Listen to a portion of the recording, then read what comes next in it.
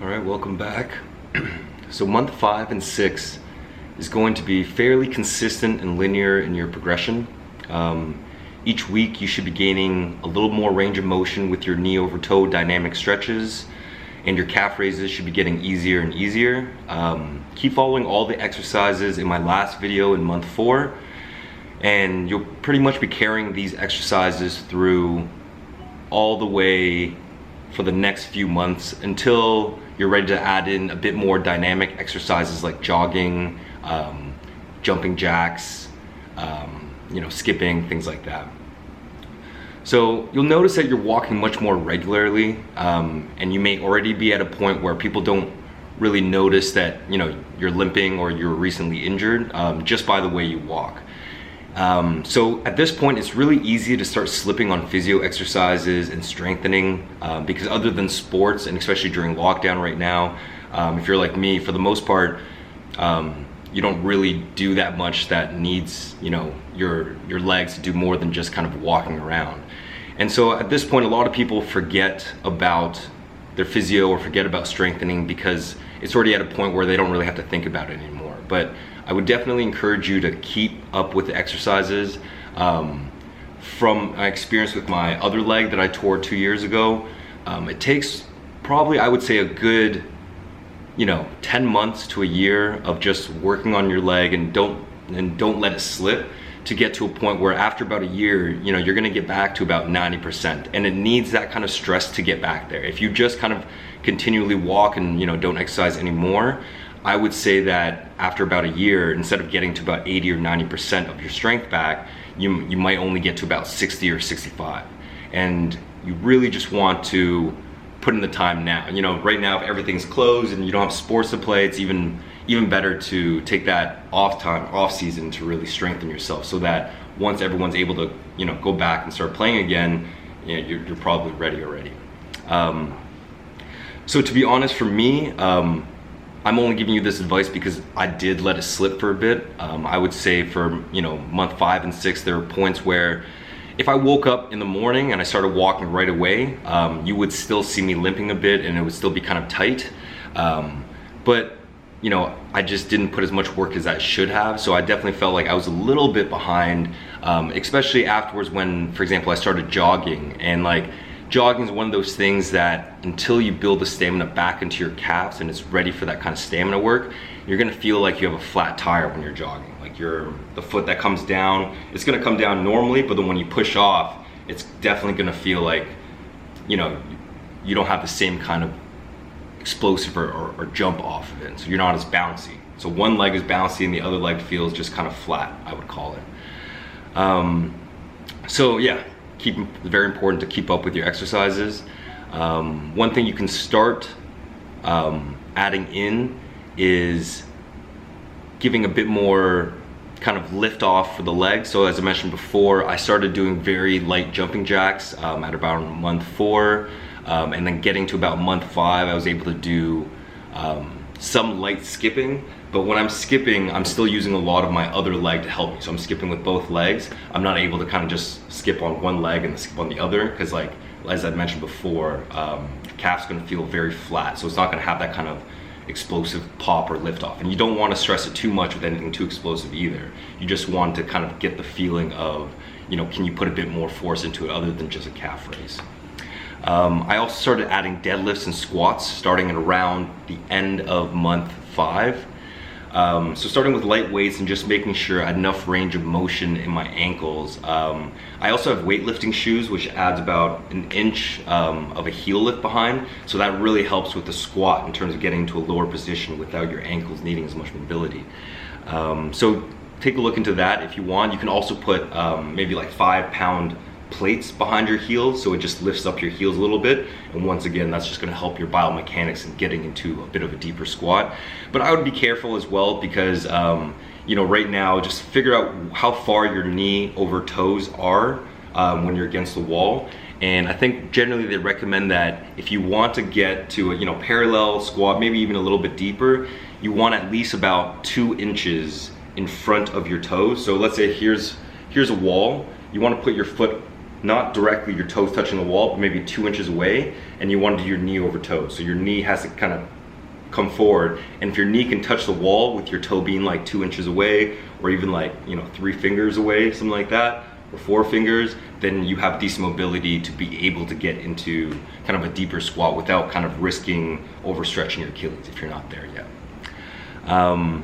Deadlifts are fairly easier on your ankle mobility because you are kind of offsetting a lot of your weight back. So, you know, if you're not used to working out deadlifts or squats and you don't understand the proper form yet, I wouldn't recommend you doing that, especially right now when you're more injured. If you're more experienced with weightlifting and you know you're comfortable doing that, even starting with lighter weights, you can at least get a sense and feel of, you know, what the regular range of motion is when you do your squats and deadlifts, and you can get a feel of what's restricting you when you try it now when you're, you know, still recovering. Ultimately, I think the best exercise is just going to be walking. Whenever you get a chance to walk, just walk around as much as you can, get the steps in. Focus on walking with good form and making sure, you know, you push off, you don't take lazy steps. By the end of month 6, I was getting a lot of muscle mass back in my legs because of the progression of weights from like the deadlifts and squats. You know, even like glute bridges, things like that, that really strengthen your hamstrings that I showed you in last month's exercise, because the leg that was injured, your hamstrings and a lot of your legs are just gonna be super weak. Maybe your quads didn't lose as much because once you start walking on them, you know, you're still using a lot of your quads. But your hamstrings, a lot of things is just gonna feel like pretty loose, kind of like your calves were. So take your time to slowly work your way up. You know, do body weight exercises with glute bridges from the ground, and eventually you can work your way up to using like a bar over your hip, you know, and doing hip thrusters and things like that. I would also recommend, whenever you can, you know, even try like a light jog, you know, or a brisk walk, you know, if you can't yet, and just get used to getting the stamina in your legs and that leg feeling like it's able to go on for like 2 minutes, even 5 minutes, without feeling just really sore and just worn out. And you know, if you walk around all your leg before, you'll realize when your legs just feel like, hey, like, why can't I walk longer than like 5 minutes without feeling like I need to stop? You know, so you just want to keep working on that and work your way up. So I started, like I mentioned, some light skipping, I think at the end of month 6. And so that actually helped a lot, just in terms of allowing my calves to fire up a lot, because calf raises were starting to get a bit easier for me. And then, you know, one more thing that can really help is that, I think I mentioned to you guys before, but basically you want to start incorporating negatives, or basically gaining more range of motion on your calf raises once it gets easier as well. So instead of just standing on a flat ground and then going up on your tippy toes and going back down, you want to find a stair, and make sure the stair is not like slippery or anything like that. So you put your toes on the stair, kind of like a, you know, calf raise machine at the gym. And when you put your toes, just your toes on, it'll allow you to kind of flex your heels lower than parallel. So you're kind of actually going into this range of motion where it's like a deep stretch for your Achilles. And so you want to use your body weight to lift yourself up, as in calf raise, and then lower yourself slowly. Lower yourself, and as you lower yourself past neutral, you're gonna feel that it's near your end range of motions, and you're just gonna feel weaker. So slow down, make sure you have a lot of control. Don't like pop up and down through these, because you know, you might be able to hurt yourself. So slow down, go all the way to the bottom, feel that stretch, get that range of control, and then push off onto your toes again to do that calf raise.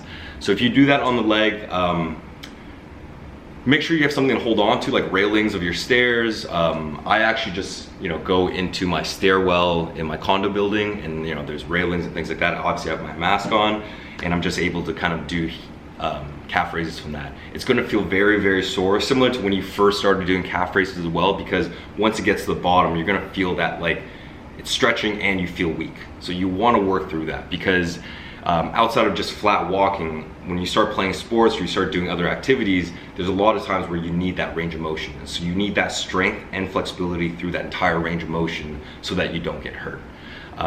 And I mean, part of the reason why I really believe that I tore one, if not both of my Achilles, was that I didn't have that range of motion when my foot was in this position.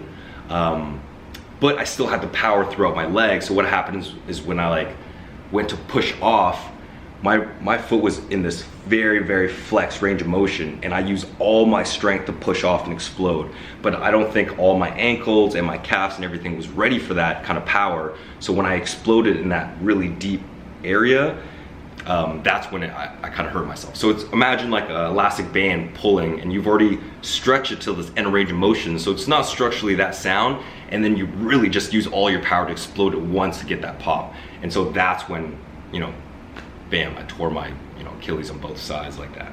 And so that's a very important exercise to include in, and you're gonna keep doing that until forever. I mean, like when you do calf raises in the gym, when you're fully healed up, you're gonna be doing that, but you're gonna be doing that with weights on your shoulders as well. So I think that about wraps up the end of this video. So like I said, month 5 and 6, make sure stay on top of your physio. Start doing your progressions from doing calf raises, just flat, you know, you've been doing that till negatives, and then doing jumping jacks, potentially skipping, light jogging, and start working those in very, very slowly as you feel the strength is coming back. And so I think that about wraps us up, and so we'll catch you on the next video.